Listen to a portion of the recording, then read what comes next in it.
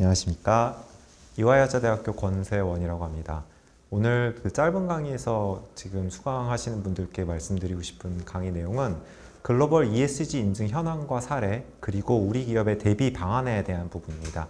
사실 많은 분들이 생각하시기에 글로벌 ESG 보고, 당장 ESG 보고만 해도 너무 벅찬데 글로벌 현황까지 우리가 알아야 되냐. 게다가 인증이라니. 인증이라면 이제 감사라 생각하시면 맞는데 너무 부담된다 생각하실 수 있습니다. 그렇지만은 이미 ESG 인증이란 게 우리 문 앞에 와 있는 거라고 이해하시면 맞을 것 같고요.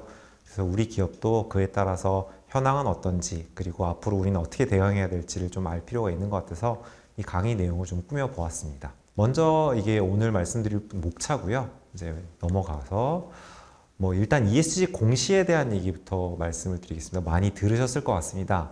자, ESG 왜 공시해야 되느냐? 재무제표의 가치 관련성이 떨어지고 있다. 혹은 이자 비용에 대한 예측 가능성이 떨어지고 있다. 이런 얘기들이 있죠. 가치 관련성이라 얘기하면은 재무제표의 정보가 주가에 어떠한 영향이 있느냐, 그런 얘기라고 이해하시면 맞을 것 같은데요. 이제 예측력이 떨어지고 있다는 얘기죠. 그리고 그거에 대한 배경으로 많은 얘기들이 있지만 요즘에 가장 대세가 되는 얘기는 ESG 정보가 재무제표에 없기 때문이다. 그리고 ESG에 관련된 위험이 너무나도 높기 때문이다. 이제 이런 의견이 대세가 되었습니다. 가령 이제 블랙락이라고 유명한 투자회사가 있죠. 블랙락에서 자기들 포트폴리오를 구성할 때 자본시장 전망을 할 때 기부 변화 얘기를 이제 기본적으로 반영을 하기 시작했습니다. 또 사례들을 간단하게 또 말씀을 드리면은 엑슨모빌이라고 유명한 정유회사가 있죠. 엑슨모빌 주가가 보시면 아시겠지만 2020년 이후에 코로나 위기 시작되면서 굉장히 많이 이제 출렁거리고 있었고, 또 최근 10년 정도 주가를 보면은 벤치마크라고 할 수 있는 S&P 500 수익률 대비해 너무 낮은 수익률을 기록하고 있음을 확인할 수 있습니다. 그리고 그거에 대한 배경으로는 바로 위에 반원 모양으로 된 에너지 관련 혹은 기후 관련 여러 가지 주주 결의안, 혹은 여기 표시는 안 돼 있지만 소송 사건들이 배경이 됐습니다. 바로 ESG의 이와 관련된 여러 가지 영향들인 거죠. 또 재미난 그림이 하나 있는데요. 테슬라 같은 경우 잘 알다시피 이제 전기차를 파는 회사죠, 생산해서. 그런데 테슬라의 순이익은 대부분 탄소 배출권으로 이루어져 있습니다. 탄소 배출권 같은 경우는 중국에서 보통 예를 들면은 기름으로 석유라던가 경유로 만드는 그 굴러가는 차를 만들지 않을 경우에 이제 배부가 되는 경우가 많은데, 그런 것들을 팔아서 상당히 커다란 이익을 거두고 있는 것을 확인할 수가 있습니다. 다음 슬라이드인데요. 저희 ESG와 관련된 논의는 단순히 착하자 살자라는 그런 배경에서 시작된 것은 아니고요. ESG 관련된 이슈를 잘 대처한 기업들이 조금 멋있는 말로 회복 탄력성이 높을 것이라고 기대를 하기 때문이죠. 예를 들면 방금 말씀드렸던 블랙락 같은 경우에 지속 가능성 성과가 우수하면은 회복 탄력성이 높다라고 자기들은 이제 그런 발견점을 찾았다라고 주장을 하고, 그 다음에 회복 탄력성 관련된 얘기를 또 할 때 빠질 수 없는 게 저희 코로나 위기라든가 아니면 여러 가지 기후변화 위기가 있을 때 투자자들이 지속 가능성 자산, 즉 ESG 경영을 잘하는 기업에 대해서 투자를 하는 게 좀 더 낫다라는 여러 가지 선호도를 보인다는 것도 말씀드릴 수 있을 것 같습니다. 자, 그러면은 ESG 경영을 잘하는 기업에 투자를 하면 되는데 어떤 기업이 잘하느냐를 알아야 될 거죠. 이해관계자나 투자자들이. 그거에 대해서 제일 쉬운 방법은 역시 공시입니다. 모든 이해관계자들에게 싼 값에 차별 없이 ESG 정보를 알려줄 수 있는 수단이죠. 그리고 이러한 공시의 특징은 이제는 일반적인 투자자들을 넘어서는 사람들이 이용을 한다. 예를 들면 고등학생들도 이제 심지어 관심을 갖고 볼 수가 있는 거고요. 그다음 비재무 정보가 공시 대상인데 이제까지 여러분들이 많이 익숙하실 관리회계의 비재무 정보랑도 또 결이 다르고 그렇습니다. 가령 환경이라던가 인권, 측정도 곤란하고 보고하기도 곤란한 그런 것들이 공시의 대상이 됩니다. 이 그림은 1900년도 초반에 이제 미국의 방적 공장에서 일하는 어린 아이의 사진인데요. 이 당시만 하더라도 이런 아이들이 일하는 게 너무 당연했죠. 먹여주고 입혀주고 고아를 돌봐주는데 얼마나 좋은 자본가냐 기업가냐라고 얘기를 했죠. 그런데 이제는 세상이 이런 아이들이 일하는 거를 허용하지 않고 받아들일 수도 없는 세상이 됐습니다. 사실 ESG도 이제 그런 상황이라고 이해하시면 맞을 것 같습니다. 자, 그럼 ESG 보고까지는 그렇다 치는데 보고서 인증까지는 웬 말이냐 하실 수 있죠. 보고서 인증이란 감사로 생각하시면 당연히 맞는데 기업이 공시한 ESG 보고서가 공시 방법에 따라 적절하게 공시되었는지를 외부의 독립적인 기관이 검증하는 것을 의미를 하죠. 그래서 뭐 여러분들이 아시는 재무제표 감사를 생각하시면 거의 맞는데요. ESG 정보 외부 이용자들이 ESG 정보 기업이 공표한 ESG 정보를 보다 신뢰성 있게 받아들이기 위해 필요한 수단 중에 하나라고 할 수가 있겠습니다. 저희 제도적으로는 두 가지가 중요한데 하나는 관련된 법규고요. 우리나라 같은 경우는 예를 들면 재무제표 감사에 주식회사의 외부 감사에 대한 법률 같은 게 있죠. 국가별로 규제가 다를 수 있습니다. 그다음에 인증 관련된 기준이 있습니다. 예를 들면은 최근에 많이 쓰인 건 이제 AA1000AS라든가 ISE 3000 혹은 표준협회에서 만든 ISO 14064 등이 사용이 되고 있습니다. 그러면 인증의 필요성에 대해서 한번 제가 잠깐 말씀을 드리겠습니다. 자, ESG가 너무 중요해지고 있고 그러면서 사람들이 많은 기업가들이 그린워싱이라고 얘기하는 것들을 하기 시작했죠. 흔히 말해 ESG 분식회계를 하기 시작한 거죠. 그리고 또 이런 게 조장되는 가장 큰 이유는 ESG 경영이란 것들을 요즘 많은 경영자들이 아직까지도 기업이 하게 되는 새로운 부담이다 혹은 비용이다라고 인식하는 게 그런 거죠. 그래서 규제 당국이라든가 혹은 ESG 정보를 이용하는 이해 관계자들 입장에서 과연 ESG 정보를 보다 신뢰성 있게 우리가 획득할 수 있으려면 어떻게 해야 될까 할 때 재무제표를 보니까 감사를 받더니 신뢰성이 높아졌다는 걸 알게 된 거죠. 그래서 보고서의 신뢰성을 올릴 수 있는 가장 쉬운 수단 중에 하나인 인증을 하자라는 얘기가 배경이 되었고요. 자, 인증은 사실은 정보를 이용하는 당사자들이 비용을 지불하는 개념은 아니고 기업이 비용을 지불을 해서 자기들의 정보의 신뢰성을 올리는 거죠. 이 부분에 대해서 많은 경영자들이 좀 억울해 하시긴 하는데 이제 경제적으로 사회 전체적으로 봤을 때 그게 개별 이용자들에게 일일이 징수하는 것보다는 좀 더 손쉬운 수단이기 때문에 사실 그렇게 하고 있는 것입니다. 어쨌건 이렇게 인증이 의무화되거나 인증을 한다는 얘기는 당연스럽게도 그거에 대한 규제도 동반된다는 의미가 있습니다. 인증인은 좀 더 독립적이어야 될 거고 인증이 실패할 경우에 이 말에 분식회계가 발견됐는데 나중에 그거를 찾지 못했을 경우랑 같은 맥락으로 인증 실패가 발생할 경우에는 그에 대해서 법적 책임도 지고 이런 얘기가 있겠습니다. 자, 요거는 예시로 삼성전자의 그 KPMG에서 감사를 한 ESG 보고서에 대한 검증 보고서를 이제 올려보았습니다. 보시면 뭐 목적 및 범위, 책임사항, 그 다음에 자기들이 독립적이다 이런 등등등등의 내용이 포함되어 있는 것을 확인하실 수 있을 겁니다. 이어서 글로벌 ESG 보고서 인증 현황에 대해서 말씀드리겠습니다. 이제 사례에 대한 부분인데요.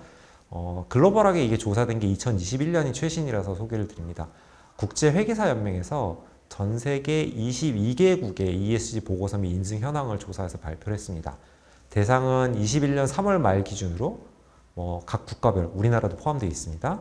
시가총액 상위 50대 기업, 그 다음에 각 지역별로 주요 국가인 미국, 독일, 영국, 중국 이런 나라들 같은 경우는 100대 기업을 이제 조사를 해서 발표를 했고요. 그 중에서 90%가 넘는 기업들이 ESG 보고서를 공시하였다고 이제 확인을 하였습니다.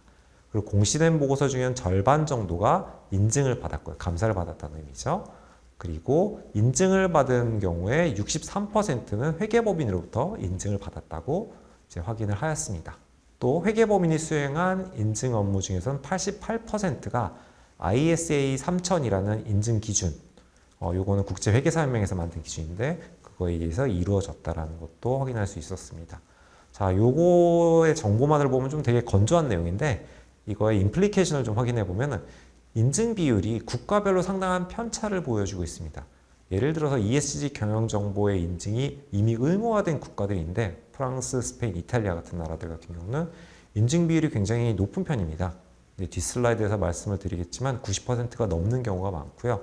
그 다음에 회계법인 인증을 하는 국가가 어느 국가인가를 보면 유럽 국가, 특히 방금 전에 말씀드린 프랑스, 스페인, 이태리 같은 데서 주로 회계법인이 인증을 수행했습니다. 반면에 한국은 굉장히 흥미롭게도 공시 대상 기업의 92%나 인증을 받았는데 지금 글로벌 평균이 50%라고 그랬는데 우리나라는 10개 중에 9개가 받은 거죠. 그 중에서 약 5%만이 회계법인 인증을 받고 그 중에서 한 74%는 AA1000AS라는 인증 기준을 사용하였습니다. 요거에 대해서 배경을 말씀을 조금 드리자면 좀 조심스럽긴 하지만 우리나라 같은 경우는 아무래도 이 ESG와 관련된 모든 것들을 비용으로만 인식하고 ESG 인증을 또 하나의 일종의 장신구처럼 접근을 하다 보니까 회계법인에서 비싼 값 주고 좀 제대로 인증을 받기보다 적절한 데서 싼 값에 인증을 받고 이런 게 배경이 되지 않았을까라고 조심스럽게 생각을 해봅니다. 다음 슬라이드는 아까 말씀드린 프랑스, 이탈리아, 스페인의 얘기를 조금 더 구체적으로 말씀을 드린데요. 이들은 이미 지속가능 경영 보고, 즉 ESG 보고서의 인증이 의무화가 된 국가이고요. 대부분 회계법인, 98%까지도 있죠. 인증을 받고 인증 기준도 대부분 ISE 3000을 사용하고 있음을 확인할 수가 있습니다. 근데 이 배경을 생각을 해보면은 이 ESG 보고서에 대해서 인증이 의무화된 국가들은 관련 규제도 많습니다. 잘못할 경우에 CEO도 처벌받고 인증기관도 처벌을 받습니다. 그렇기 때문에 이런 부분에 대해서 대처를 많이 해본 경험이 있는 회계법인이 상대적으로 인증을 많이 하게 되고요. 그리고 국제회계사연맹에서 만들어서 회계사들이 익숙한 ISE 3000이라는 인증 기준을 많이 사용하고 있는 것으로 이해할 수 있을 것 같습니다. 이제 다음은 각국의 제도에 대해서 간략하게 좀 말씀을 드리려고 합니다. 먼저 유럽입니다. 유럽이 가장 발이 빠른데요. 이미 3개국은 인증이 의무화됐고요. 23년 초에 유럽연합 전체에서 지속가능성 보고 지침이라고 CSRD라고 하는 게 발표가 됐습니다. 그거에 따라서 EU 연합 소속 국가들 전체가 일정 기준을 만족하는 기업들은 ESG 보고서에 대해서 의무적으로 인증을 이제 받아야 합니다. 조금 더 구체적으로 말씀을 드리면은 기업의 규모에 따라서 적용 연도가 좀 달라지는데요. 예를 들면은 세 가지 요건 중에 두 가지 이상을 만족하는 대기업들, 세 가지 요건은 총자산 2천만 유로 이상이던가, 혹은 순매출액이 4천만 유로. 4천만 유로면 대충 환율로 치면 한 500억에서 600억 정도 매출이겠죠. 혹은 직원 수가 평균적으로 250명. 요 세 가지 중에 두 가지를 만족하는 기업은 24년도부터, 사실 공시는 25년 중에 될 것 같습니다만, 이때부터 인증을 의무적으로 받아야 한다라고 했고, 그 외의 대기업은 25년, 상장된 중소기업은 26년, 그리고 제일 마지막 칸에 있는 게 사실 우리나라 기업들한테 너무나도 중요한 정보인데요. 지금 동글뱅이 1번과 2번 중에 하나가 만족하고 양가로 2번까지 만족을 해야 되는 조건입니다. 자회사가 EU에 있거나 혹은 EU 내에서 어떤 지사의 매출액이 4천만 유로 이상인 둘 중에 하나의 요건에 만족을 하고요. 추가적으로 EU 기업이 아니면서 EU에서 매출액이 2년을 잡았을 때 연평균 1.5억 유로를 초과하는 기업들이면 2028년부터 ESG 보고서의 인증을 필수적으로 받아야 합니다. EU에서 흔히 말해 장사를 하고 싶으면요. 상세한 공시 요구사항이 이 CSRD에 나와 있고요. 그리고 좀 추가적으로 컴퓨터 등으로 정보를 손쉽게 읽을 수 있도록, 즉 데이터베이스화 하기 쉽도록 디지털 태그 같은 것들을 정보에 이제 다 붙여서 공시를 해라라는 얘기도 있습니다. 조금 더 구체적으로 말씀드리면은 제한적 확신이라고 인증 업무에 대해서 감사인이 소극적인 확신을 표명한 게 있습니다. 보통 저희가 분기 보고서 검토 같은 거 받을 때 감사인이 이거 우리가 좀 적당하게 봤는데 적당하게 볼 때는 큰 문제 없을 것 같아, 이런 정도의 얘기죠. 그래서 합리적 확신으로까지, 보통 저희가 재무제표 감사 때 받는 확신이 합리적 확신인데 합리적 확신까지 단계적으로 의무화할 예정이고요. 그다음 EU에서는 자체적인 인증 기준을 만들 예정입니다. 그리고 지속가능 보고서에 대해서 규제 당국이 감리를 6년 정도마다 한 번 수행할 예정이라고 하고요. 즉 우리가 재무제표에 대해서 감리라는 거랑 똑같은 거라고 이해하시면 될 것 같습니다. 그리고 당연히 인증 실패가 있거나 ESG 허위 보고를 할 경우에 기업의 경영진이라던가 감사위원회라던가 인증 업무를 제공한 감사인도 다 처벌을 받을 수 있도록 관련 규정을 정비할 예정입니다. 그럼 인증 업무를 누가 수행할 수 있냐? 회계법인도 있고요. 회계법인이 아니라 보통은 유럽에 있는 약간 특이한 제도인데, 인가받은 독립된 인증 서비스 제공자로 각 규제 당국이 흔히 말해서 인증 같은 거를 할 수 있는 거에 대해서 일종의 청 같은 걸 설립하고 거기서 어떤 사람들이 인증을 줄 수 있다라고 허가를 해줍니다. 그런 사람들도 인증 업무를 수행할 수 있다고 되어 있습니다. 당연스럽게도 인증을 제공하려면은, 허가를 받으려면 자격증 같은 것도 좀 있어야 될 것 같다고 얘기가 있고, 관련된 교육이라든가 경험도 있어야 될 거라는 얘기도 있습니다. 이어서 미국에 대해서 말씀드리겠습니다. 이제 EU 같은 경우는 ESG 정보 전체인데 미국은 기후 관련된 부분만입니다. 보시면 SEC에서 22년 3월에 기후 관련 공시 의무 규정을 발표를 했고요. 여기서 좀 특이한 거는 기업의 규모에 따라 나눈 거는 CSRD랑 굉장히 유사하지만 다른 점은 내용을 나눠서 어떤 부분은 좀 더 빨리 공시를 하라 돼 있고 어떤 부분은 나중에 공시하고 또 어떤 부분은 인증을 받지만 어떤 부분은 인증을 받지 않아도 되게 되어 있습니다. 하나하나 말씀을 드리면은 가령 스콥 1, 2와 관련된 기후 관련 공시는 좀 빠르게 공시를 하라고 되어 있습니다. 반면에 스콥 3 같은 경우는 아주 작은 맨 아래 칸에 있는 작은 기업들 같은 경우는 심지어 공시를 하지 않아도 되고요. 그다음에 인증으로 넘어갈 경우에는 예를 들면은 규모가 작은 기업은 아예 인증을 받지 않도록 면제도 되어 있습니다. 그리고 스콥 3는 인증 대상도 되지 않습니다. 아주 참고로 이미 많은 분들이 아실 거라 생각하지만 스콥 1, 2, 3에 대해서 말씀을 드리면 스콥 1은 온실가스 배출 관련돼서 제품의 생산 단계에서 발생하는 직접적인 배출량을 말하고요. 스콥 2 같은 경우는 사업장에서 사용하는 전기, 동력을 만드는 과정에서 발생하는 간접 배출량을 의미합니다. 사실 스콥 1과 2 같은 경우는 기업 입장에서 측정하기 아주 까다로운 것은 아닙니다. 물론 측정하기 위한 비용은 발생할 수가 있겠지만요. 스콥 3가 문제인데 이거는 협력업체의 물류, 사용, 폐기 등 이 밸류체인 전체에 걸쳐서 발생하는 배출량을 의미합니다. 그러다 보니까는 측정을 당연히 못하는 경우도 발생하고 그래서 추정 모델들도 지금 개발돼서 활용을 할 예정입니다. 조금 더 미국 얘기를 더 드리면은 자, 스콥 3 같은 경우는 말씀드렸다시피 공시 및 인증을 모든 기업에 요구하는 것은 아니고요. 심지어 인증 대상도 아니죠.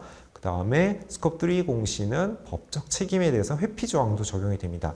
아무래도 추정이 많이 들어가니까 위험이 있다고 보는 거죠. 그 다음에 제한적 확신에서 한비적 확신으로 단기적인 의무화도 지금 계획을 하고 있습니다. 인증 업무 제공자는 미국은 유럽과 다르게 구체적인 제한사항은 없지만 상식적으로 생각해 볼 때 독립성을 갖추어야 될 거고 그 다음에 전문성도 갖추어야 될 거라는 배경은 있습니다. 그래서 기업의 규모에 따라서 인증 업무 제공자의 자격증 소지 여부라든가 독립성 여부를 규제로 두는 게 아니라 그 부분을 자체적으로 공시를 해서 시장의 판단에 맡기자라는 얘기는 있습니다. 자, 그 다음에 싱가포르입니다. 싱가포르 같은 경우 우리나라 주요 수출국 중에 하나죠. 호주, 뉴질랜드, 싱가포르, 미국, 중국 이런 나라들이 우리나라 주요 수출처인데 싱가포르를 보면은 아직 확정되지는 않았지만 관련된 논의가 계속되고 있고요. 보시면 상장사랑 대규모 비상장 법인을 구분해서 한 27년, 29년에 각각 ESG 보고서에 대해서 인증을 의무화할 예정입니다. 다만 ESG에서 S와 G까지를 다룬 게 아니라 기후 관련 보고서로 한정이 되어 있습니다. 감사 의견도 역시 제한적 확신에서 출발해서 합리적 확신까지도 생각하고 있고요. 스콥 3까지도 장기적으로는 인증을 받도록 계획할 예정입니다.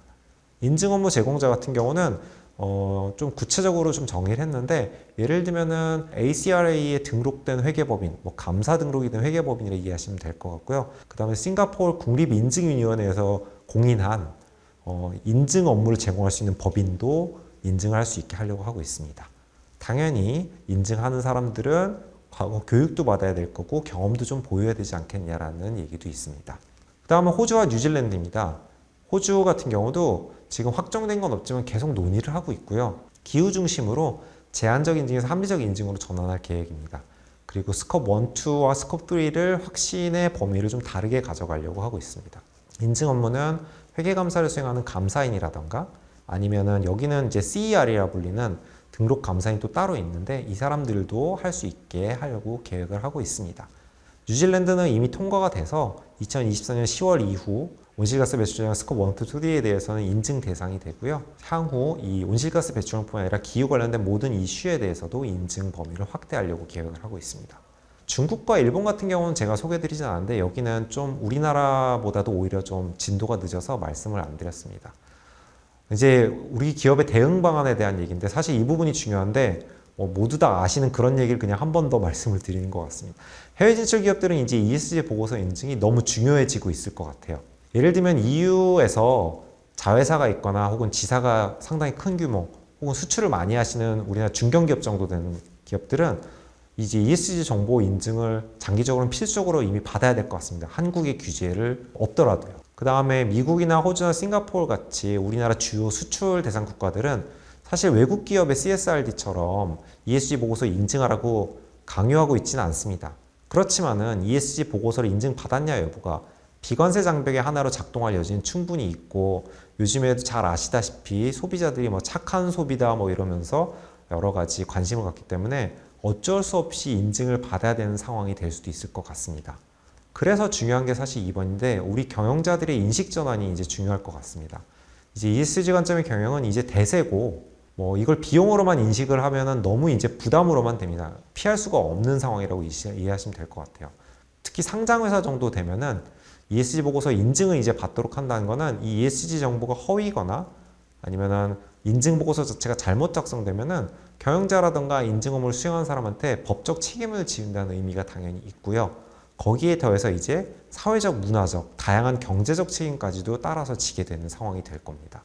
말씀드렸다시피 ESG 경영은 단순히 착하게 살자라는 얘기는 아니고, ESG 관점에 여러 가지 문제점들이 발생할 수 있을 때 기업이 보다 잘 대처하기 위한 선제적인 투자 관점, 즉 소송위험이나 매출감소 위험을 대비하는 투자 관점으로 접근을 하셔야 그나마 마음이 편하실 거고, 이미 벌어진 대세에 올라타시는 거라고 생각이 됩니다. 그래서 ESG 경영 전략 등을 바탕으로 새로운 사업 기회를 끊임없이 모색하시는 게 우리 경영자들께서 고민하셔야 될 거라고 생각이 듭니다. 마지막으로 드리고 싶은 말씀은 이제 형식이 실질을 이끌어가는 단계라고 보입니다.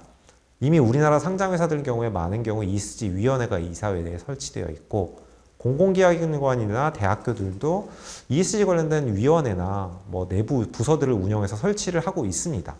뭐 ESG 위원회가 유명무실하다, 우리 회사에 있는데 별로 하는 거 없다 말씀을 하실 수도 있는데, 그럼에도 불구하고 무언가 보고는 하고 계실 겁니다. 이제 규제라던가 이런 위원회라던가 여러 가지 행정적인 것들이 어떻게 보면 선도에 서서 실질을 점점 이끌어가는 단계에 접어들었다고 저는 생각하고 있습니다. 이런 ESG 경영이 잘 실천되고 있지 않더라도 형식을 따라가면서 점점점 변화되는 모습을 보여주고 있고요.